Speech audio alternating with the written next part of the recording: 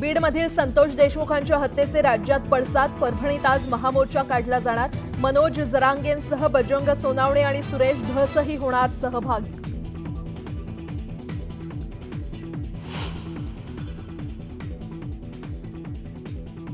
चाकणमध्ये भर मंचावर शरद पवारांनी लिहून दिलेला संदेश छगन भुजबळांनी गुपचूप वाचला. तर सभेच्या आधी दोघांचाही एकत्र बसून प्रवास.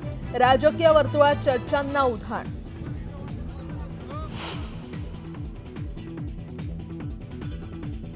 गिरणी कामगारांसाठी 1 लाख घरं बांधणार. उपमुख्यमंत्री एकनाथ शिंदेंची मोठी घोषणा. मुंबईतील रखडलेल्या पुनर्विकास प्रकल्पांना गती देण्याचे निर्देश.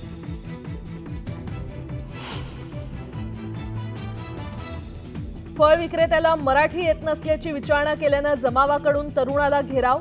कान पकडून मागायला लावली माफी. मुंब्र्यातल्या घटनेनंतर 20 ते 25 जणांवर गुन्हा दाखल.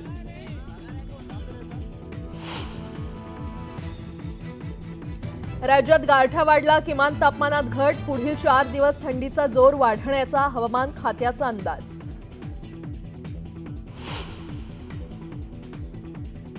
नव्या वर्षाच्या सुरुवातीलाच साई चरणी तब्बल 16 कोटींचं दान. सोनं, नाणं, चेक, रोख आणि ऑनलाईनही दान अर्पण.